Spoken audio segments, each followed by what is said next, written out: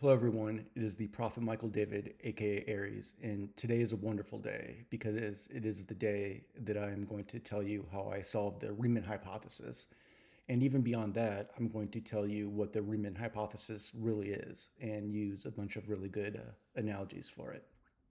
Now, I've been making YouTube videos long enough to realize that a lot of YouTube videos are about retention and that most of you do not watch these videos for very long, but you're probably going to want to watch this one all the way through. That being said, I will not bury the lead and tell you exactly what the Riemann hypothesis is here right at the beginning. So here we go.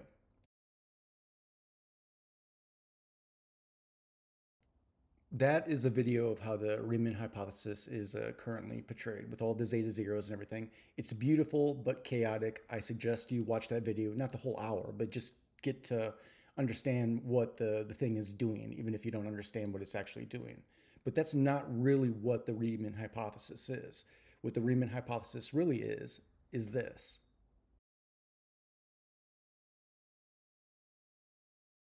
And this is the retention part for all you mathy people that have made it this far, is that the secret to the Riemann hypothesis is that it's not really about primes, it's about the primorial. And what is the primorial for you other people that don't quite understand what I'm talking about? This is what it is, straight from Wiki.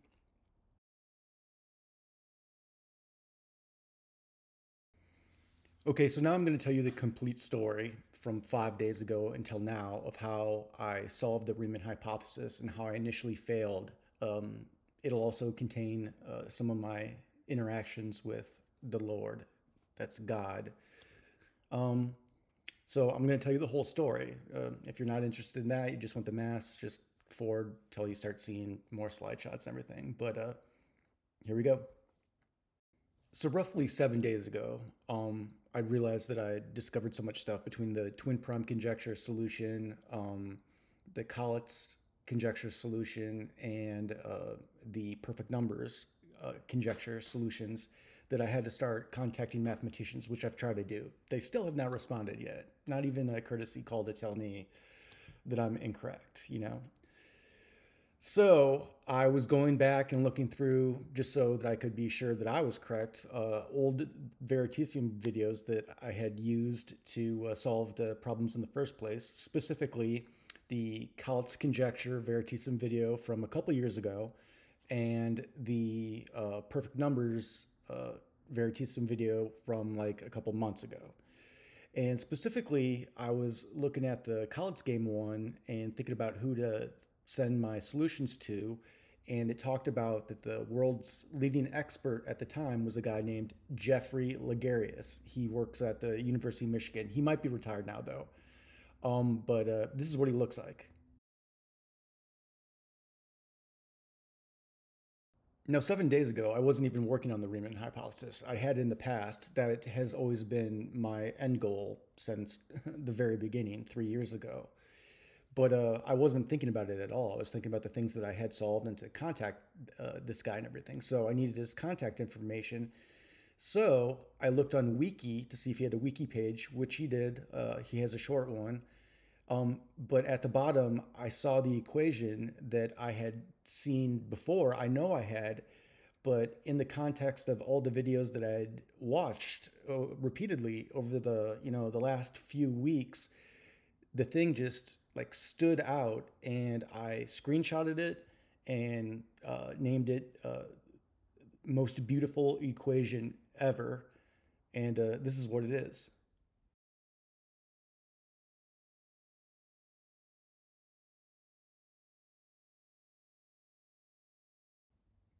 Now, in the past, when I've given up temporarily trying to solve the Riemann hypothesis, because I've tried and failed plenty of times in the last 3 years, the thing that always stopped me is that it's so transcendental. I've commented on this same thing in the past, like uh, a video from a couple weeks ago.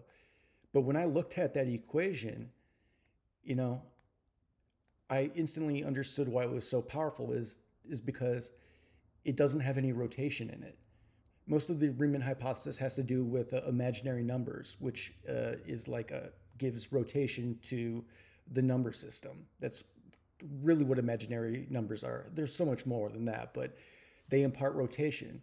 And looking at that equation, and so therefore, if you try to tackle the Riemann hypothesis the regular way, you have to deal with transcendental real numbers that go on forever, zero, negative numbers, the imaginary number, Euler's number, natural logs, and then because of Euler's identity, you got to deal with pi too. That's where you get the rotation in the first place. But as I looked at that equation, I realized it doesn't have any rotation in it. There's no imaginary numbers in it. It's really a lot of it is rational. Now the one side of the equation with the Hn, that's just the harmonic series, look it up. E is Euler's number, and natural log is the opposite of Euler's number. And the harmonic series is rational. While it goes to infinity, it's not transcendental or even irrational. It's just a giant fraction. But when you take that to e to that power, e is going to make anything transcendental. And the natural log is going to make anything transcendental as well. And since the harmonic series is going to infinity anyway, that side of the equation is going to infinity no matter what. The other side of the equation, that is sigma. That is Euler's sigma function from the perfect numbers Veritaseum video.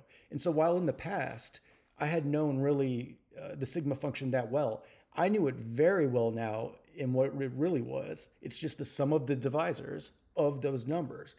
And those are all whole numbers. Those are incredibly rational. And so I realized you don't need I, you don't need pi, and you don't need negative numbers to solve the Riemann hypothesis. All you have to do, it's a density equation. Actually, it's a magnitude equation, but if you just divide both sides by n, it's a density equation.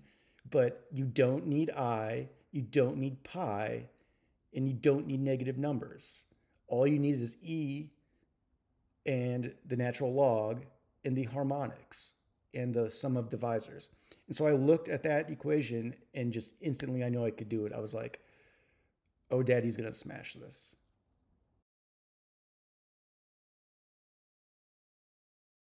So then, as a good little geometer, I made a spreadsheet, as I often do, to basically go hunting for the numbers, most divisible numbers in the number line to compare against that equation.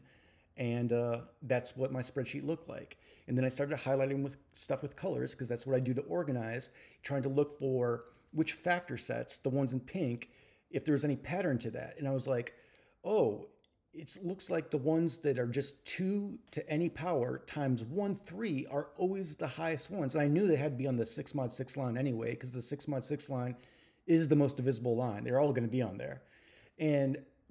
But I was like, that's the pattern. It's just find the numbers that factor out to 2 to any power times 1, 3, and those will always be the most divisible numbers in the number line, you know? And so that's what I did.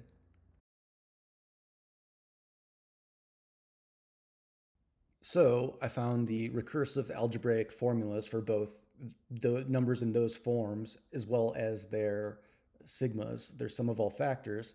And I pulled them down until the numbers got real big and then did the division. And I found that not only did that number not go to infinity, but that it only went to 2.6 repeating.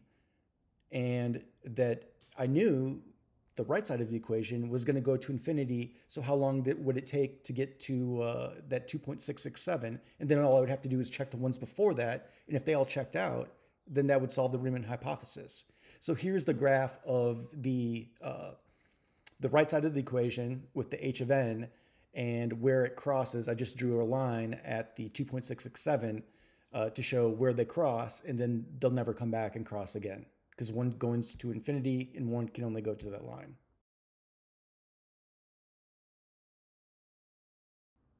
So UB stands for upper bound and divided by n, and that curve is the maximum. The equation is saying that the sum of all factors divided by n can never touch that. It'll always be below it. And so I checked all the ones all the way from that cross back to the beginning, and none of them violated. And I thought about it for a couple days, and I'm like, that's it. I solved the Riemann hypothesis. And that's why I made that video of saying that I solved the Riemann hypothesis, and I was going to drop it on today, 420 at 420.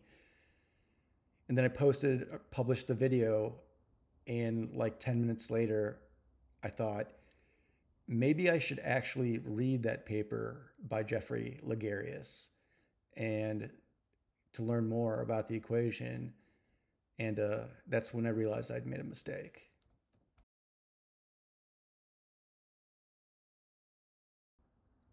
That is the Jeffrey Ligarius's paper, and where you can find it on the internet. But what broke my heart was in the paper, I saw this.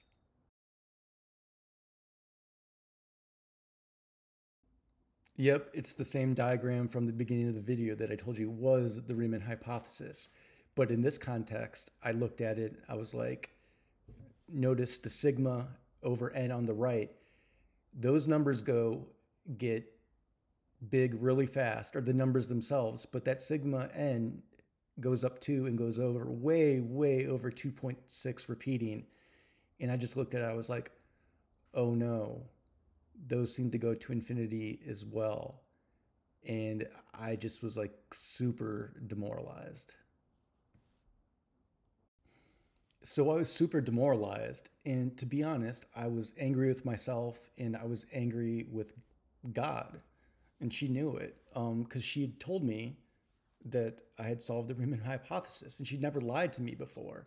I mean, she can lie. If rule number 2 is try not to lie, then, she can lie, but it's kind of like a Moshe thing, working in good faith, that she'd never lied to me before. She's cryptic AF is sometimes, but so I was angry at her for that, even though it really wasn't that big of a deal. But I was angry with myself because, I made a YouTube video where I told you all that I had solved the Riemann hypothesis, but, and the date was perfect, April 20th. It's Palindrome 420, which makes it extra special. If you guys haven't realized yet, it's 420, but it's Palindrome 420. The true anniversary of today will not come for another 1,000 years. So, which is awesome. And I remember standing in the kitchen and thinking about the video I would have to make and tell you how, basically, the part of the video that I just showed you, how I thought I was right, my logic was good. It was just a pattern that, looked like a pattern early, but doesn't hold forever. And if I would have checked more, I would have found that. But, so I'm thinking of how I put that video together and everything. And I'm like, I really don't want to have to like fall on my sword and being like, I'm sorry I didn't solve it, but I tried real hard and like that. And she's just like, well, if you don't want to, because you think they're going to say that you lied to them or something just because you failed to solve the Riemann hypothesis. But like, if you don't want to make that video, but you have to make a video on 420 because you promised that, and you promised them that you would solve the Riemann hypothesis, what's your only other option? And I was like, I have to actually solve the Riemann hypothesis in the next 5 days. And she's like, yep. And so I decided the best way to do that would be to look at those colossally abundant numbers and see what they were all about.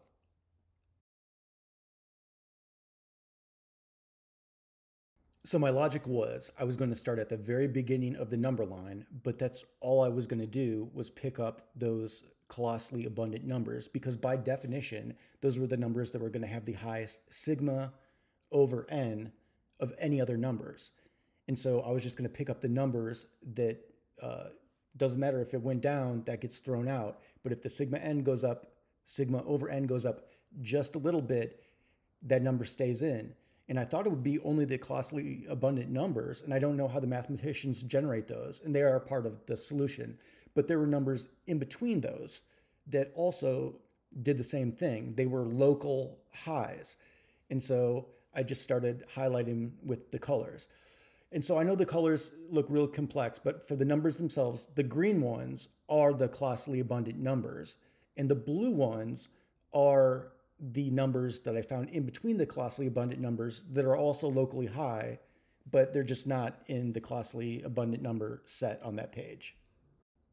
But as you can see, the patterns of those local highs formed patterns on the natural number line, which can also be stated as the 1 mod 1 line. And we've talked about mod lines before. They're lines, but they're easy to generate because you just take a mod b is just start at A and just keep adding B over and over. So 1 mod 1 is you start at 1 and then you just add 1. It's 2. Add 1 is 3. Add 1. That's all they are. So 5 mod 5, start at 5, add 5, and keep going. And as you can see, if you look closely, you know, there's patterns in the mod, and then you just continue to take those patterns and it forms a new mod line that is even bigger. The 1 mod 1 line went to 2 mod 2, and then 6 mod 6, and then 12 mod 12, and then the 60 mod 60. And so in reality, all of the local highs, the colossally abundant numbers and the ones that are just like them, only formed at certain places on certain mod chains that kept getting bigger and bigger and bigger. And so I did that all the way out to some really big numbers. I had to manually input all of the sum of divisors, sigma, into the spreadsheet. So it was a substantial amount of work. But here's the screenshots of the next two portions of that spreadsheet.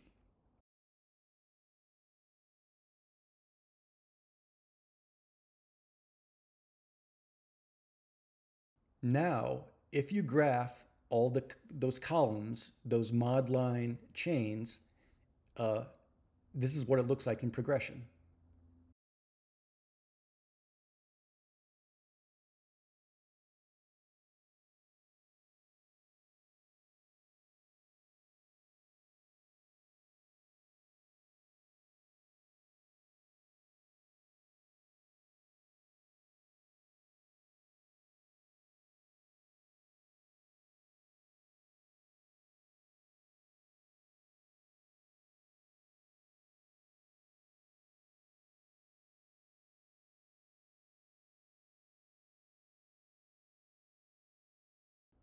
In normal terms, what I really did with that spreadsheet is I just took the waveform, because it seems somewhat random, of the sigma over n for the entire number line, and then I just kept chopping off the very top of the wave function.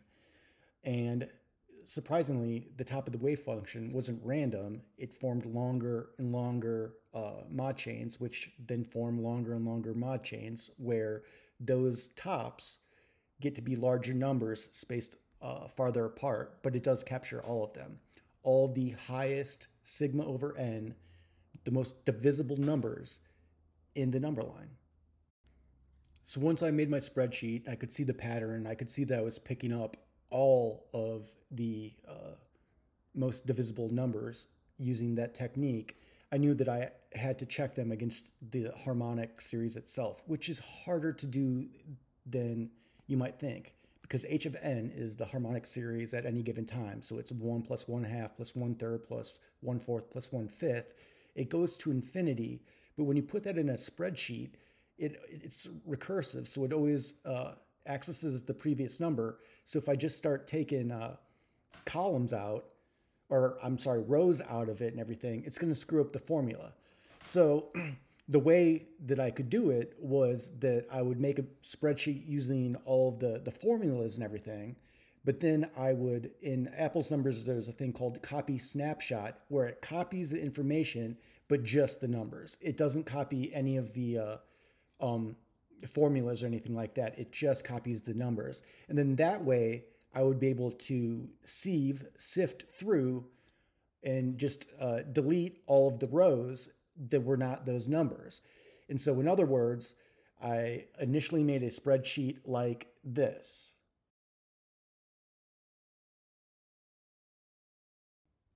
And then I copy snapshotted the whole thing, and I just used the numbers that conformed to, or just copied the numbers that conformed to the ones on the other spreadsheet.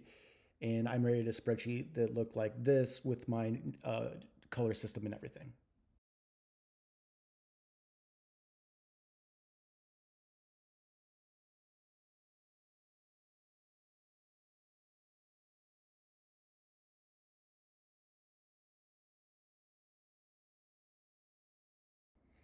All right, in that last screenshot, I did 5 calculations too when I finally had all of my numbers inputted, or the numbers up to that point, and I'll explain what those are and show you the graphs.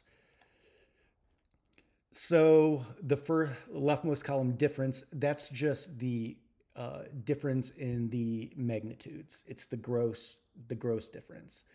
Uh, Over n difference, that's the density difference. So that's the transcendental part, the one with the hn and the e and the ln. That's the transcendental, and then the rational is the sigma, the sum of divisors.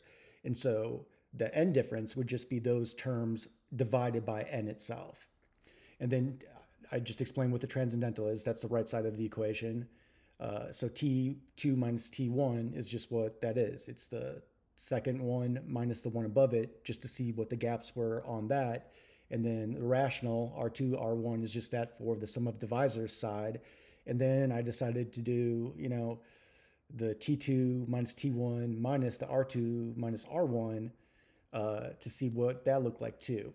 And so here are the 5 graphs for those 5 things.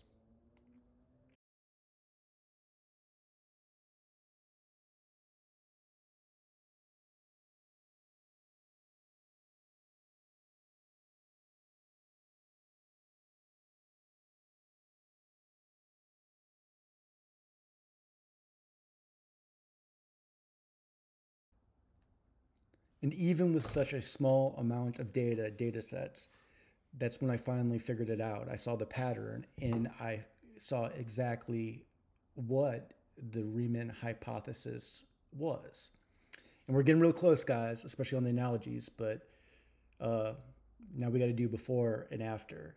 Because if you go to Wiki and Wiki Riemann hypothesis, this is where you start.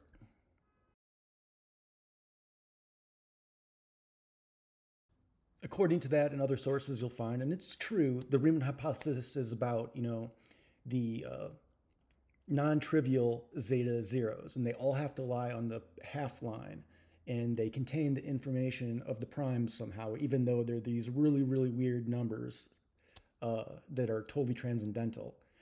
All true, but nobody knows why.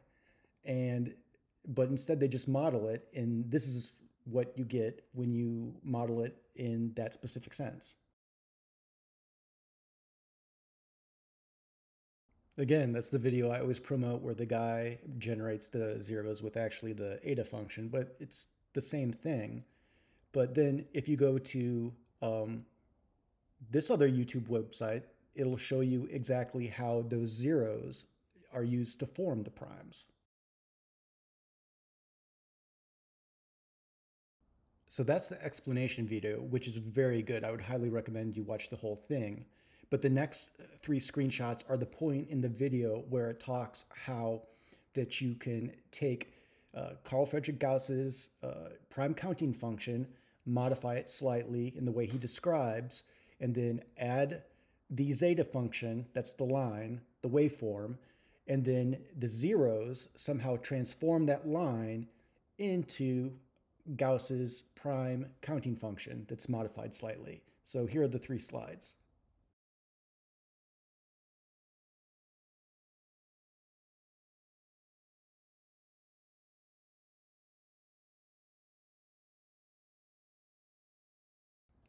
So now you're probably thinking, I'm 25 minutes into this video listening to this guy talk about he proved the Riemann hypothesis, and I've learned way more about the Riemann hypothesis, but I don't understand how he's proved it. I don't understand. What do all these things have in common?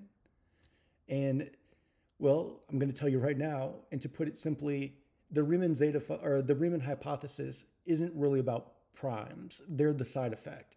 The Riemann hypothesis is all about divisibility, hence the sigma, the sum of divisors thing.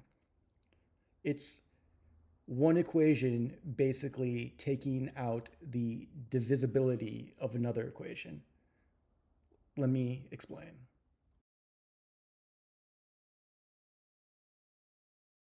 That is the zeta function, straight from Wiki. And it's not even the Riemann zeta function because it doesn't have the imaginary components. That's Euler's zeta function. And what that is in reality is that is the most divisible thing you will ever see. It's the harmonic series where you can take the denominator to any power. And so those fractions get smaller and smaller and smaller and smaller, just like the harmonic series. But when you can add that to any power, that equation represents the most divisible line, the most divisible waveform, the most divisible set of any numbers, even if they're transcendental, that can exist. It's the most divisible thing there can be by definition.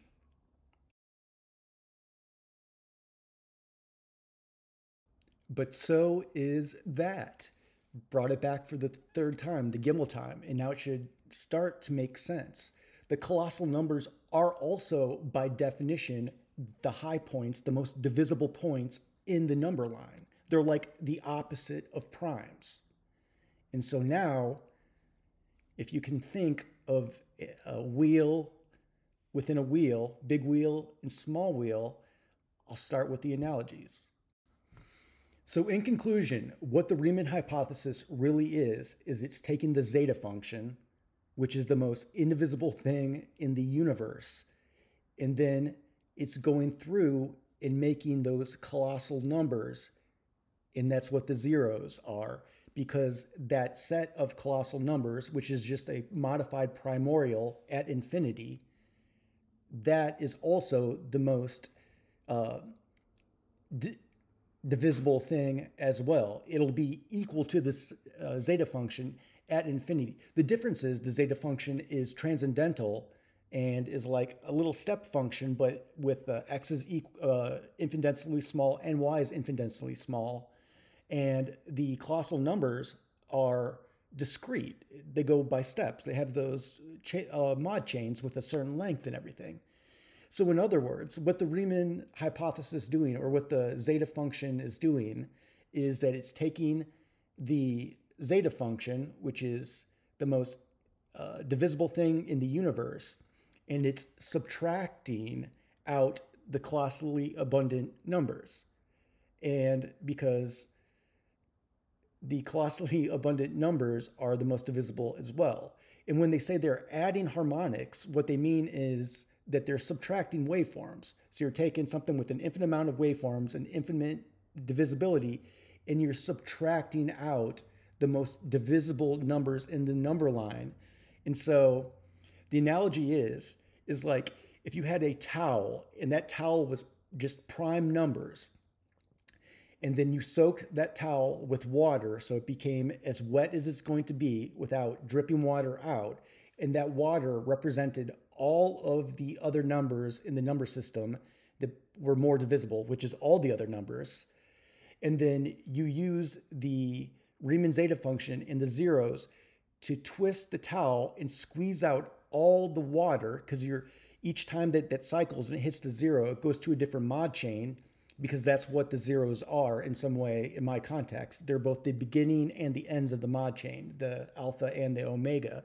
And each time it goes around, the function is removing, with the zeros, is removing more and more chains of the most divisible numbers in the number line. And when you do that an infinite amount of times, because there are an infinite amount of zeta zeros, when you take a line or anything with an infinite amount of divisibility, and you remove the most divisible elements for an infinite amount of time, in the end, you are left with a line or a wave function that only contains the least divisible components that it can have. And in the number system, that's the primes.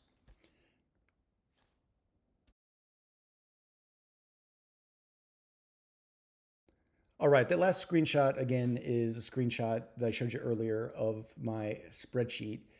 But after I've told you everything, so basically those purple dots, I made those purple because those are beginnings and ends of mod chains, alpha and omegas. And in some transformed way, that's exactly what the zeta zeros are. That's exactly what they have to be. And that's the next part. If you guys can figure it out before me, good luck. But yeah, those are the zeta zeros, and that's the mechanism of how that it seems to generate. It's not adding waveforms together. It's taking infinity and subtracting an infinite amount of waveforms, so you're only left with the primes. It's a subtraction thing, not an addition thing. All right, I'm obviously in a good mood. I will do more videos in the future if you don't think I've totally solved. But the more you think about it and watch it and look at those graphs, you'll realize then I can take them out, the graphs out longer. But again, the numbers are getting really big really fast, and so there are less and less data points, and I only have limited resources as always. But yeah, it's been a long, long journey, but yeah, and to be able to post it today, like I said, on a day where the next true palindrome 420 day will not happen for another 1,000 years. So, um, as always, rule number one: do not touch other people without their consent, aka do not hurt each other. And rule number two: it's all about honesty. Lies are a takedown, aka try not to lie. All right, I'll talk to you guys later. You have a good 420.